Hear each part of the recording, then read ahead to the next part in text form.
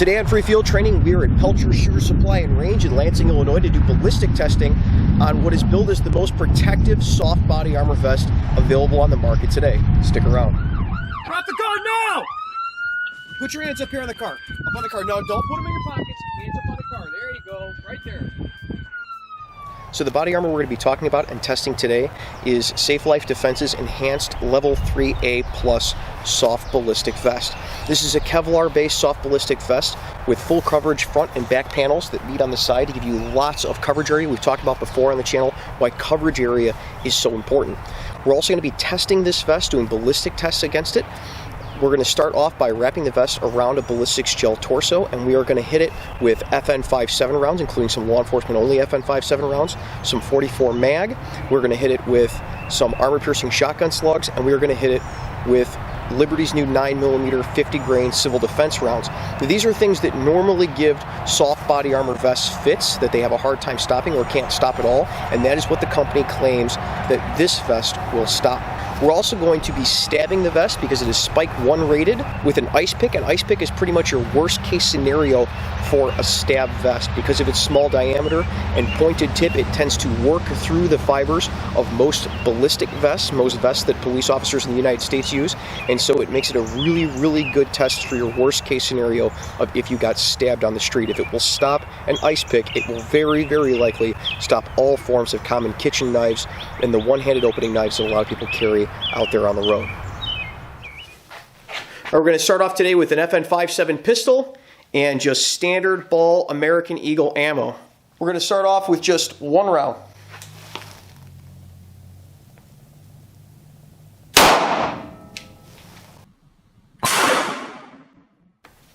Next, we're going to do the FN57 pistol with the 195 lead-free.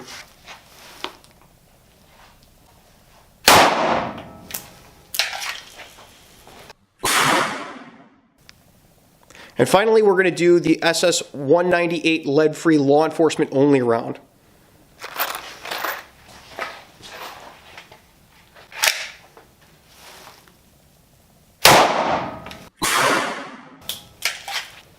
All right, we're going to go take a look. All right, we've got our 3 rounds, the standard ball, the 195, and the 198 across the chest of the vest here.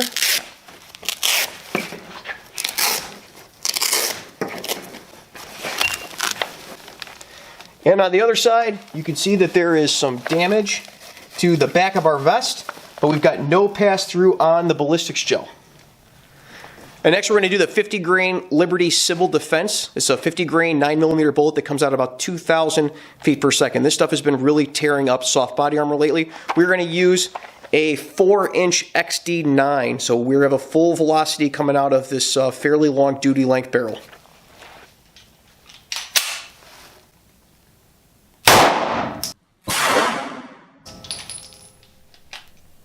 And rounding out our handgun rounds, we're going to do Honor Day Customs 240 grain 44 mag. And so that no one can claim that I am not giving this 44 mag as much oomph as it possibly could, we are going to use my 5.5-inch Ruger Red Hawk.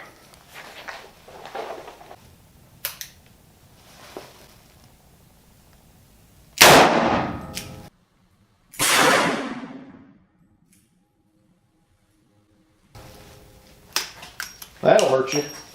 All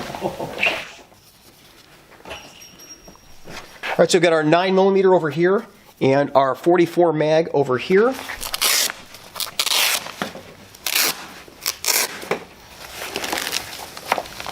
As you can see, the 44 mag definitely tore up the backing of the vest, but it did not come through. The torso is still intact, and the 9mm doesn't look like the torso was hit with anything, and our backing isn't messed up at all.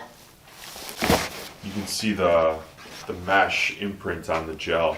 Yeah, it's part of the flavor. Did you get a shot of that? Yeah, I think so. Here. You see the mesh imprinted on it? It's pretty cool.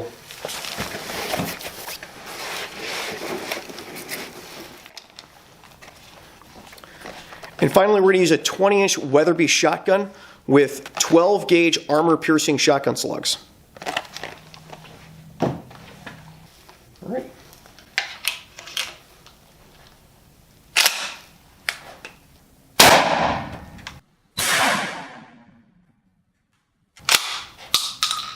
All right, let's go take a look. Smells like fireworks. Smells like freedom. Yeah. Like freedom. You see a 12 gauge slug where it hit in the front here, and we'll take a look behind it.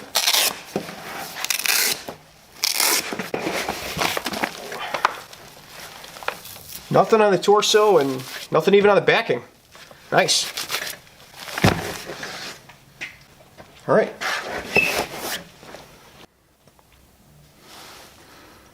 All right, so we're going to be stabbing it to see its spike 1 rating. I'm going to try to stab this as hard as I can. I even brought my ass-kicking gloves with for the ride.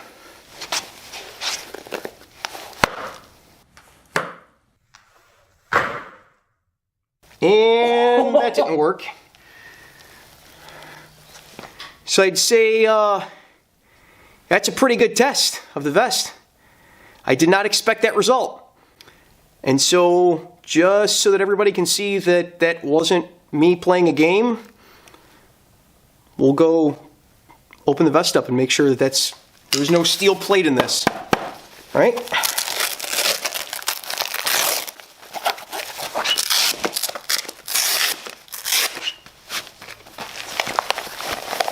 This is soft armor.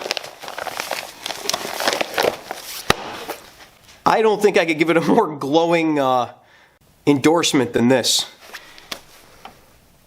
All right, so you can't ask a whole lot more from any body armor than that. 44 mag, 12 gauge armor piercing slug, FN 5.7 rounds, the higher speed FN 5.7 that FN restricts to law enforcement only. And then for a spike rating, I'd say bending and breaking the ice pick is about as good as you're going to be able to do. In our typical fashion, we have one of these vests to give away, and we're actually going to be giving it to a police charity to raffle off. I'm going to have all of the details of that on freefieldtraining.com and also the Facebook page and the Instagram. And also, in our tradition, we are going to be continuing to shoot this vest until it fails or we run out of ammo. Yeah, put your thumb on top from someone that stabbed things before. Yeah, there you go. Okay. All right, so we're going to try a K-bar knife, and one of the guys here at the gun shop is going to help us out. Go ahead.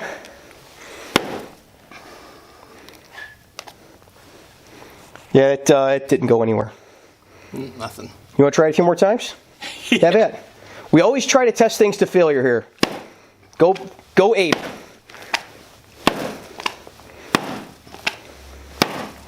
Yep, I'd say that's not going anywhere. All right, next we got my buddy Derek with the 44 mag. He's going to fire 6 rounds. He's going to try to keep them as close as he possibly can in the middle of the vest. Go ahead, Derek.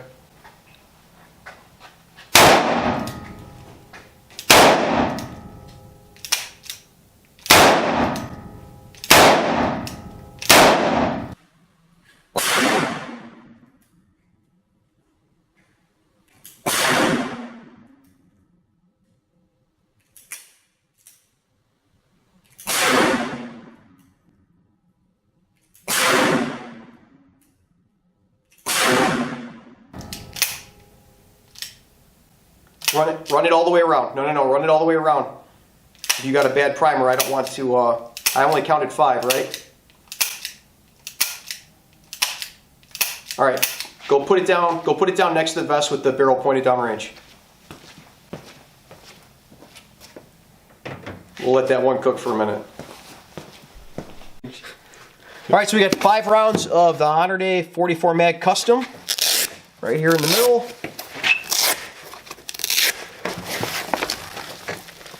And here is the back of the armor. Definitely tore up the mesh that they used to make this vest more comfortable, and it tore up a lot of the padding on the back of it that the company keeps in there to keep your back face deformation down, but definitely nothing came through and went into the gel torso. Yeah, they only come in four to a box. If 4 armor piercing don't do it, yeah, we're gonna have problems. I think we should just call it. Oh no, I'm gonna hit it with the 5.7. All right, so we're gonna do 4 more of these armor piercing shells because that's all we have left.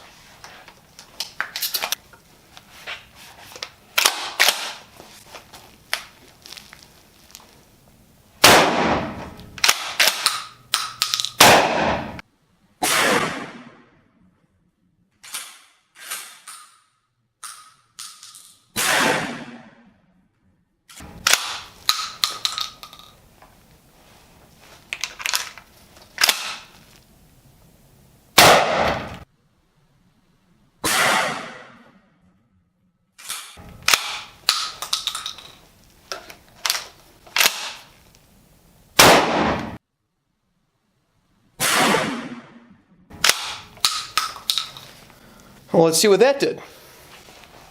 Clear. Oh, look at that. It's like its guts are coming out. Alrighty.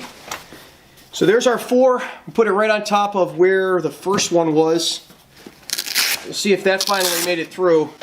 Everything has its limits. I don't really expect that if you got shot with 5 12-gauge slugs of any kind that you'd be having a very good day.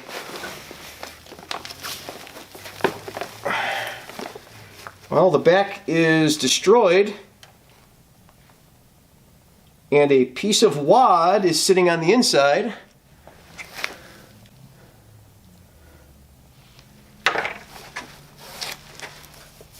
But the gel torso doesn't have anything in it. If we had another slug, I bet you would come through because I found a piece of wad on the other side. But 5 armor-piercing slugs all in the same spot. I mean, that's all within 2-3 inches of each. It's actually warm. 2-3 inches of each other. I'd say that's pretty good.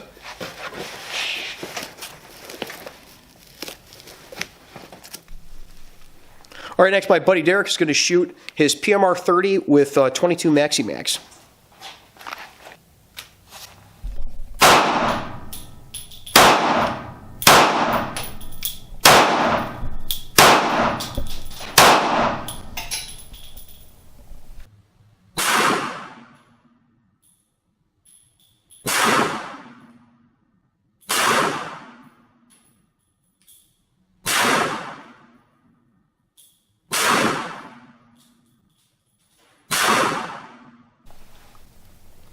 PMR 30.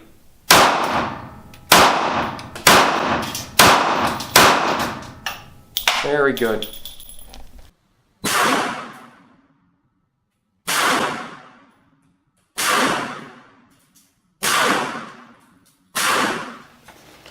And we're going to try the FN-57 again with the green tip law enforcement only rounds. We're going to see how close I can get these two to each other to see what the failure point of this is.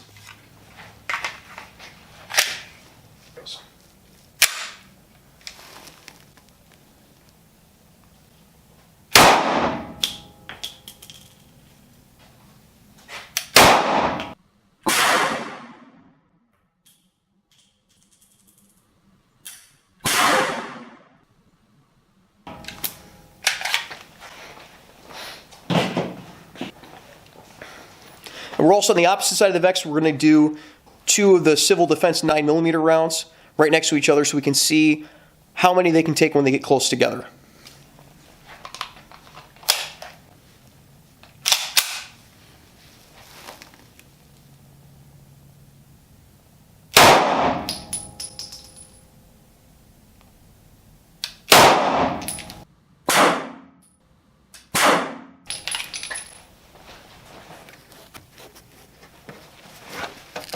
All right, so we've got our FN-57 law enforcement rounds over here. You can't even really see a hole. And we get our 2 Civil Defense 9mm rounds within about 1 inch of each other on the other side.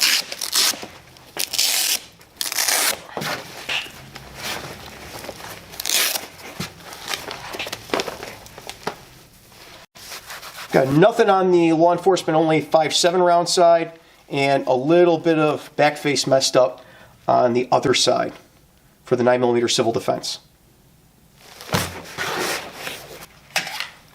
All right, so we're going to do 2 more of the FN-57 law enforcement only rounds.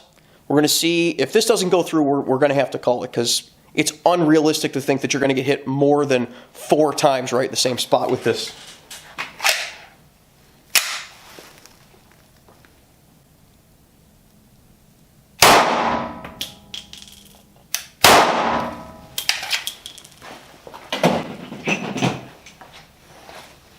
We're going to do the same thing with the 50 grain Civil Defense 9mm. All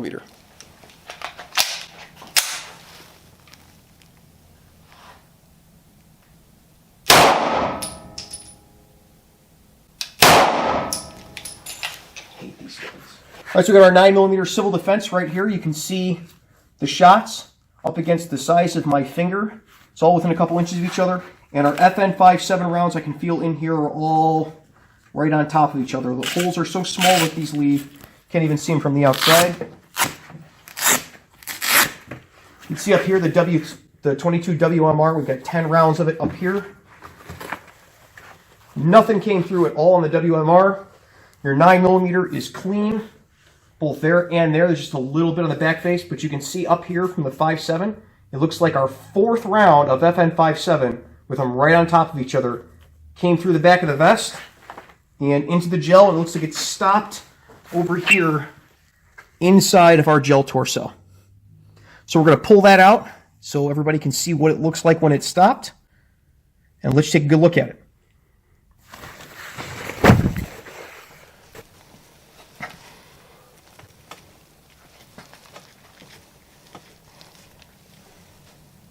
This is a slug piece of the vest here.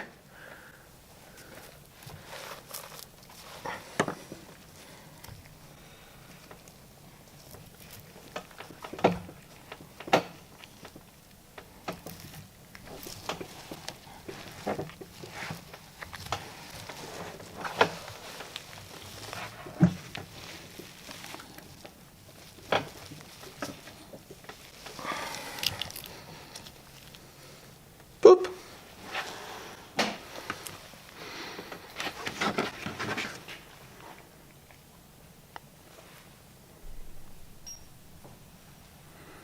And there's our LE only 5.7 round right there.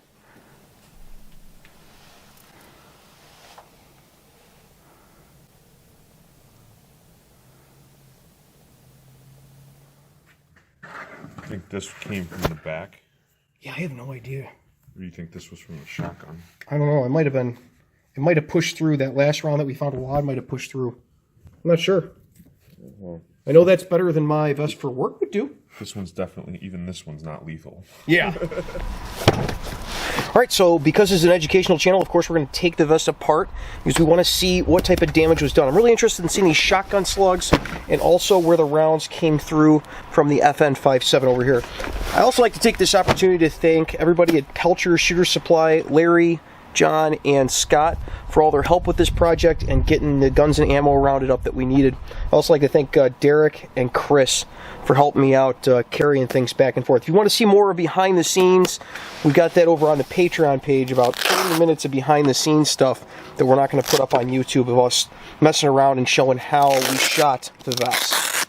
All right, so this vest is designed the same way as the other Safe Life Defense vest, where you have the carrier on the outside, and they have 3 different styles of carriers basically right now. They have this one, which is the concealable carrier, and then they have 2 other carriers that are external carriers. The ballistic panels themselves are these things inside. Now, the red ones are the level 3A enhanced plus ones that are rated for 5.7, the armor-piercing shotgun slugs and all that stuff. The black ones are the standard level 3A ones that we tested before. So if you find one of these vests, you get it and you want to make sure that it's the right one, that's how you can tell. The enhanced one that we just tested have these red ballistic panels inside. So of course on the back here, you can see the label from Safe Life Defense, and that it is their threat level 3A plus and also spike 1 rated, which means you should take a spike at 36 joules. I guess I wasn't 36 joules. And they've got their warranty information, and it's clearly marked on the back, the wear face, which means that this side with the label is worn toward your body, and this side without the label is what you face toward the threat. It's important when you put ballistic panels in, let's say you're going to wash the carrier, and you're going to pull the panels out, you wipe these down with a wet cloth, and then you wash the carrier in a washing machine, or however the company decides to tell you to wash the carrier, that when you put the panels back in, the wear side with the label is toward your body, and the side without the label is pointed out, so you're wearing this away from your body. This changes with different body armor companies and different generations of body armor, so it's important to look at the markings on a vest to see which way is supposed to be facing. This plastic cover on the outside, this red cover, is to protect the armor that is inside, and we are going to cut that away so we can get a better look at the ballistic panels, the different layers that are inside the vest.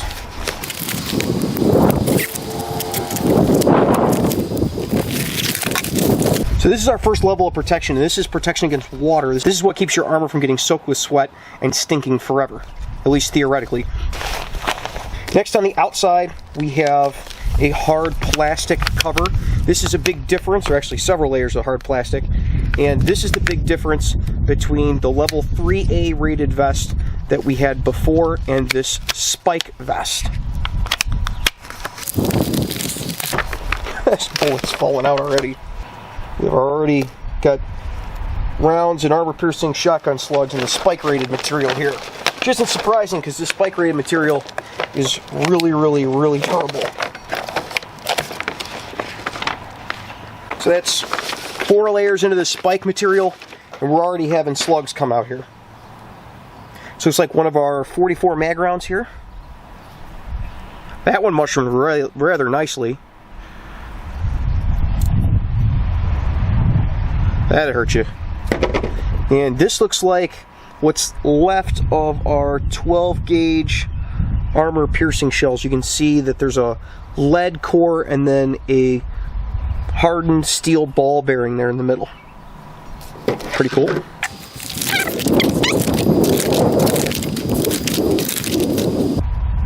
We're starting to find little pieces of other rounds.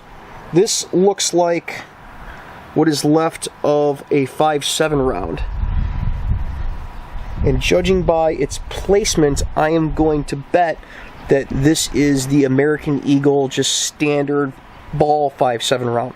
These aren't as fast as the FN 5.7 rounds, is what I've heard, and so I'm assuming that that's why this is still in the top layers of this material here.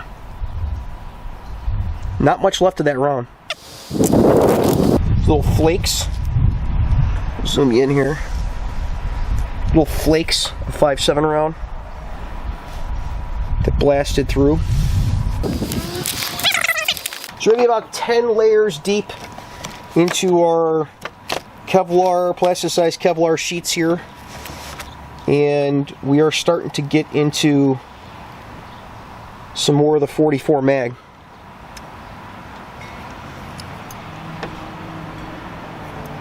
It's one piece of 44 mag, again, non-bonded. Although I'd be pretty happy with that performance. It's hard to beat 44 mag. More pieces. Looks like just 44 mag jacket. Piece of 44 mag core. It's interesting when we put the 12 gauge slug against the 44 mag. Even though the 12 gauge slug comes out at basically 72 caliber, 44 mag with the modern handgun technology is starting to make really, really good large caliber handgun rounds.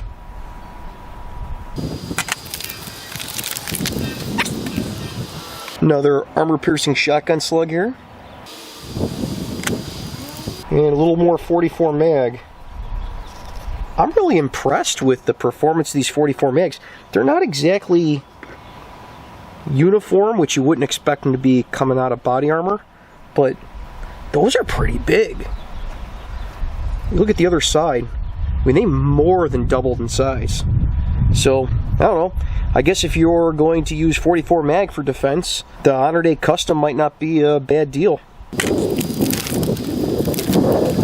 It's interesting that because these sheets are also for the spike rating, that they seem to be plasticized. Like it feels like the outside of a notebook, like it's Kevlar sheeting with some sort of impregnation of plastic in it. I expected there to just be a layer of a hard plastic and then a bunch of Kevlar sheets, but I guess that goes to how much I know about stab vests. Stab vests aren't normally a big thing here in the US. Alright, so, at least on the street. Alright, so here is what looks like our 195 FN 5.7 round, judging by the construction and how deep it made it, and where it hit. So that looks like our core and our jacket there, the hole in it from the core. So when they kind of go together like that.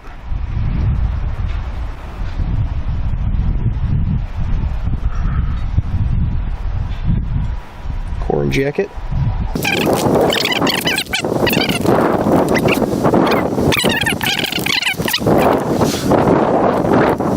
Here's a piece of the wad from the slug right here. And we're starting to get to our law enforcement only round there.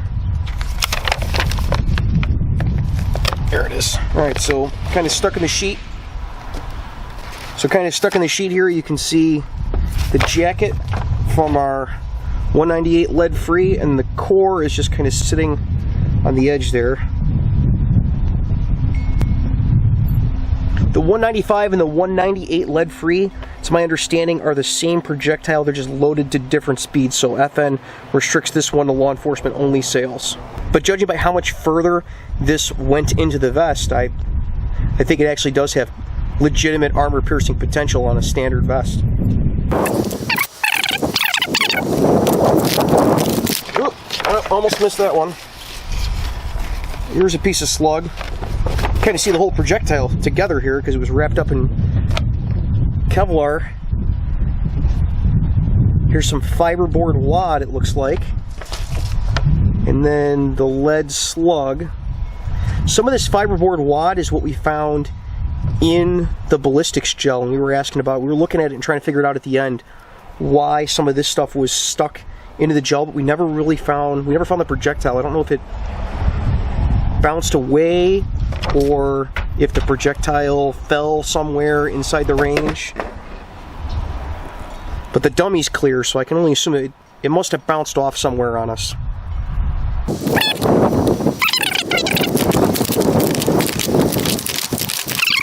You can see your back face wouldn't be much with the 5.7. This isn't even bent where the 5.7 hit it or stressed in any way. Normally when Kevlar vests start to stretch, you start seeing this fiber break apart issue. You saw that on the other vest we tested as well. Alright, so it looks like here's our last sheet of armor. It definitely came through, or at least part of it came through. I don't know if it had just enough to keep that last one through, but we got a case of the disappearing bullet there. And this is a foam backer that they put on the armor to go along with this mesh on the back of the vest to make it a little more comfortable. Of course, when you're making a vest that stops FN 5.7 and armor-piercing shotgun slugs and stuff like this, and the Liberty Civil Defense stuff, it's going to be thick, and it's going to be a little heavier than you would expect from a level 2 or a level 3A standard vest, especially when you start adding spike rating to it. Combination vests are always going to be a little thicker, and so it's nice that the company has made it with some padding and some mesh to keep you comfortable and keep you dry even while you're wearing this relatively thick, heavy armor. But you can't beat the protection there. I mean, that's a significant amount that this vest took. So that's from our front panel. Slide these off to the side. We're going to pull the back panel out here. Again, this is another red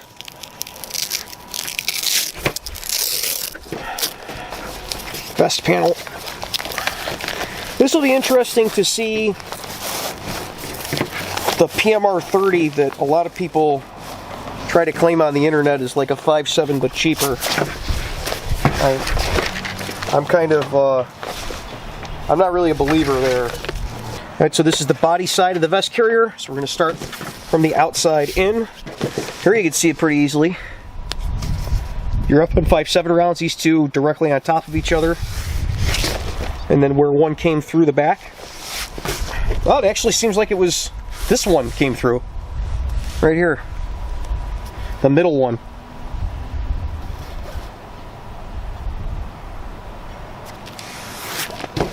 Yeah, that would be it. And up here we have the PMR 30 rounds. Right there. Did a lot better with the PMR 30 than he did with the 44 mag. And this, hopefully we can catch it on camera here. This is from the spike. Get it right there. A little tiny dot is from the spike. And then we can see little marks from the knife on here. I don't know if the camera's picking it up.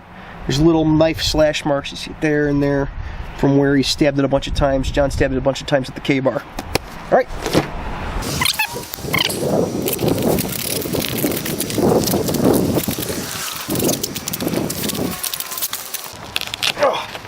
This stuff could be body armor just on its own.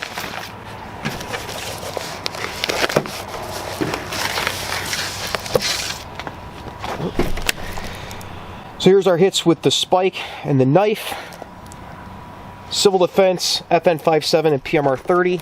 And we look at the back here, only the round from the FN 5.7 came through, and as we can see, there's absolutely nothing for the spike or the knife or anything else. All right, so let's take a look how many deep we can get into to find these rounds. I'm very interested because we weren't able to find the Civil Defense round to see if all of these blew up inside or if they're intact in here and I just missed it on the other one. Maybe it got stuck in a panel. In the second layer, we start finding PMR 30 rounds.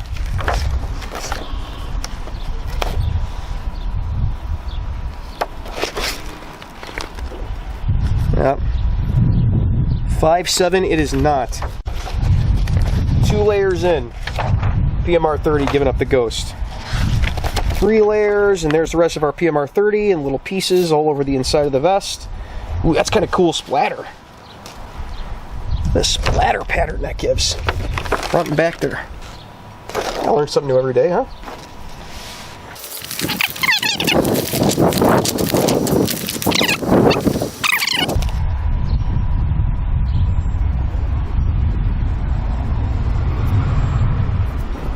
This one, it actually kind of stayed intact, the 22 WMR. Even mushroomed out.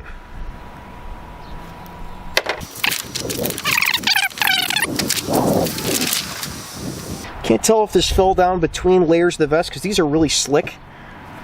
It looks like that's 22 WMR.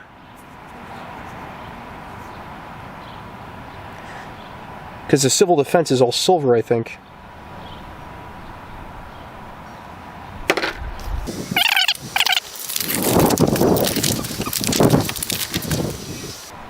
That looks like our Civil Defense. Alright. So that's what's left of a Civil Defense hollow point 9mm round after it hits armor. I can't say as I'm exceptionally impressed with the expansion, but I guess there's a trade-off for everything.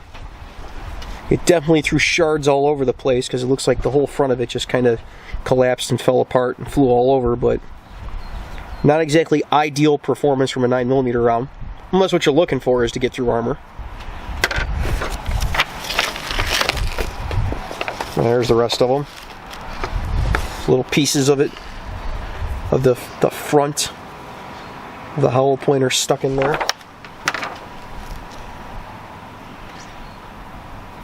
Another Civil Defense 9mm.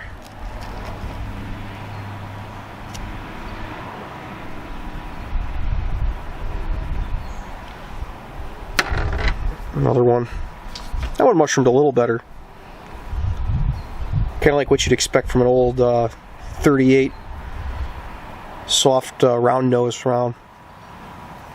There's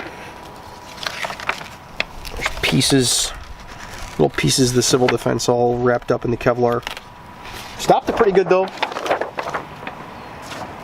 It's kind of too bad I didn't have this for the initial vest test with the level 3A to try it on their production model of the 3A, because judging by this, it may very well have stopped it. There's a lot more front face to a 9mm. It's a lot more diameter to it than there is on a 5.7.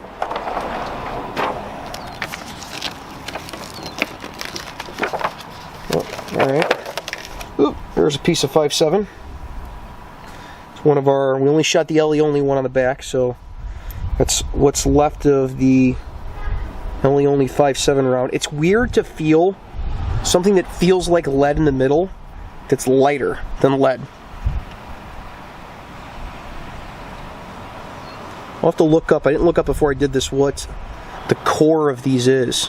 Whether it's aluminum or tungsten or something. That's pretty cool.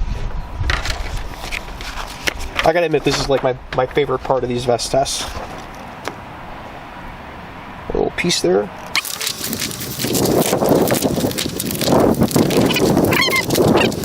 We're getting down to our last 5.7 rounds. These look like they're intact.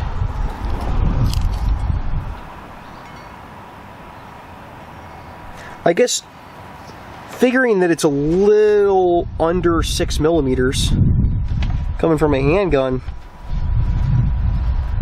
it's a pretty interesting expansion. Expanded a little bit.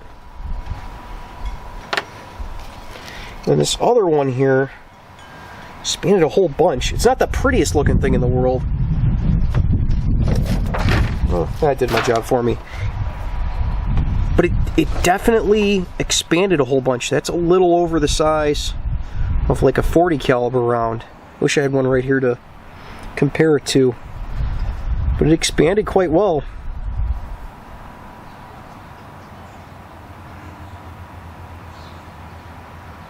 Someday I gotta shoot some of this up against just bare ballistics gel. See if it just whizzes right through or if it disrupts. And that should be it. Yeah, because the other round went through and we recovered that from the gel torso.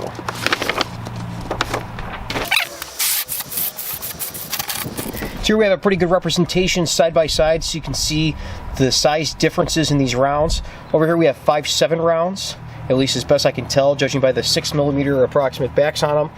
Up here is your 22 WMR from that PMR 30. They all seem to have just exploded inside.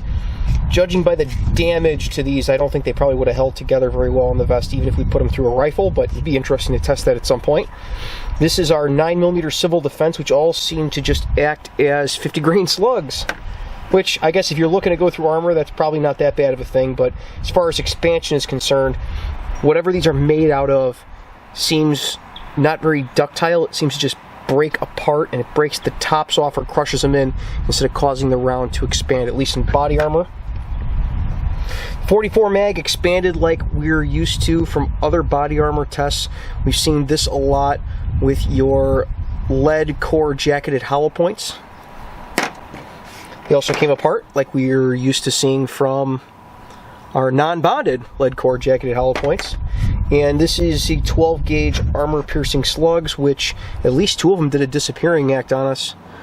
We don't know for sure where one went because I never found the little steel ball, and this one I found the lead core but not the steel ball bearing, and these 3, the steel ball bearings are in them but didn't separate and penetrate any further into the vest than the lead did. This one's really cool because I like how the base with the lead actually pushed a little further into the vest than the steel ball bearing did. It's interesting. Pushed forward of it and the ball bearing stopped. It's funny, I always say that in real life, bullets, especially handgun bullets and shotgun slugs, do weird things that people wouldn't expect from looking at ballistics gel testing. And this is a good example of that. You would expect from ballistics gel testing that these would stay completely together and be recovered all as one piece, that they wouldn't come apart and disassemble themselves and flatten out and do all sorts of weird stuff. You would expect that these would plow right through and that the steel ball might separate and push through, which what a lot of people will tell you. You can take a hollow point and just put a steel ball bearing in and make armor piercing. That's not entirely true. You could definitely see the effects that super high velocity light projectiles like 22 WMR have. They're entirely different than what you would expect from 5.7. Once again, lots of cool educational stuff learned from this, even though it's a product review of, you know, probably the most protective soft body armor vest you can find on the market. I kind of wish I could wear one of these because I'm telling you, I have 100% confidence that there's very little out there on the street that you're going to find short of intermediate rifle cartridges that are going to go through that soft armor. Until next week, you guys be safe, take care of each other, and make sure you wear your vest. I'd like to thank all the Patreon supporters, and especially the shift supervisor level Patreon supporters that we have listed here. Your contributions are what allows free field training to continue on and become better. Thank you.